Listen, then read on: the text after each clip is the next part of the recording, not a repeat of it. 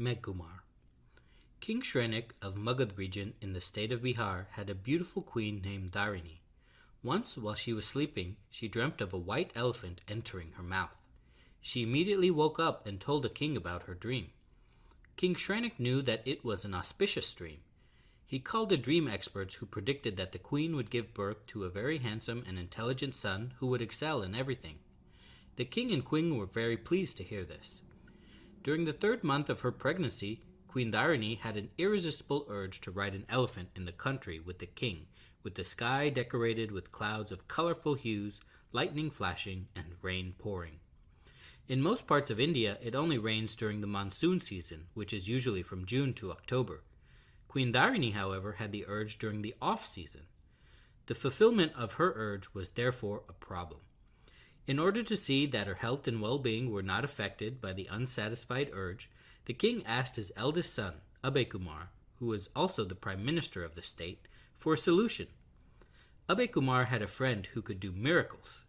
The friend arranged events according to Dharini's urge. She was therefore able to ride on an elephant with the king. In due course, Queen Dharini gave birth to a very handsome and adorable baby boy. Rain in the Indian language is called Meg, so in commemoration of her urge during the pregnancy, the boy was named Meghakumar. At the age of 8, he was sent to school, where he learned all 72 types of arts and crafts and became an accomplished youth. He got married and enjoyed all the pleasures of worldly life.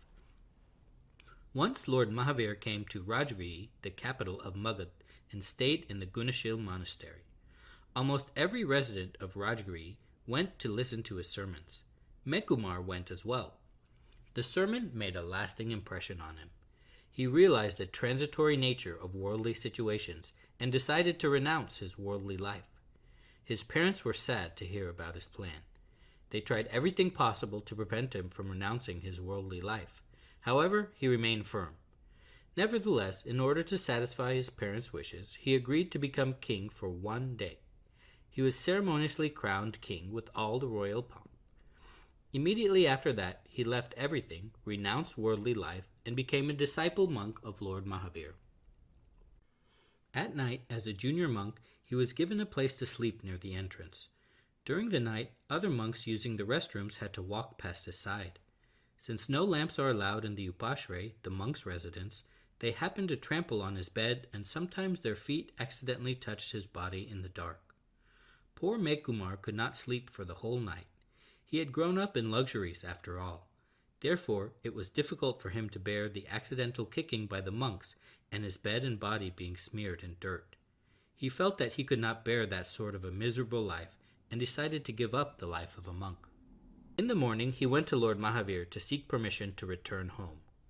Mahavir was aware of the discomforts that Meghakumar had faced the previous night and told him, "Meghakumar, you do not remember, but let me describe to you the discomforts that you faced during your previous life. In your previous life, you were Meruprab, the king of the elephants. Once there was a terrible forest fire from which you narrowly escaped. You decided to make a shelter that all the animals could use in case of another fire. You cleared up a vast stretch of land by removing all the plants, bushes, and trees. You also weeded out the grass that grew there. Once again, there was a wildfire in the forest. All the animals came running and took refuge on that stretch of land. You were also there. During that time, you raised your foot to scratch your body because of an itch. At that very moment, a rabbit jumped into that space.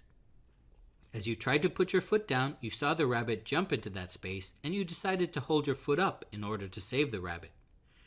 The fire raged for 2.5 days, during which you continued to hold your foot up out of compassion for the rabbit. At the end of the fire, as the animals retreated, you tried to lower your foot. However, it was so stiff by then that you could not keep your balance and fell down. You felt agonizing pain and could not get up. You spent 3 days and nights suffering from severe pain. Ultimately, you died, and in your next birth, you were born here as the prince of King Shrenik because of your compassion for the rabbit. If you could face that much distress for the sake of a rabbit and attain this priceless human life in return, how can you not face the accidental kicking and dirt from the feet of your fellow monks? Do you realize that by renouncing this worldly life and becoming a monk, you have taken the first step toward the long journey of liberation? Remember that all these sufferings and happiness we experience are only due to our own karma. They are only temporary by their very nature. The everlasting happiness is achieved only upon liberation. Meghakumar was spellbound by the Lord's words and realized his mistake. He requested the Lord to reinitiate him since he had virtually broken his vow of monkhood by strongly desiring worldly life. The Lord did so, and Megmuni, as he was called thereafter, started leading a rigorous, austere life. Fasting for days at a time, he stayed in meditation in order to eradicate his karma.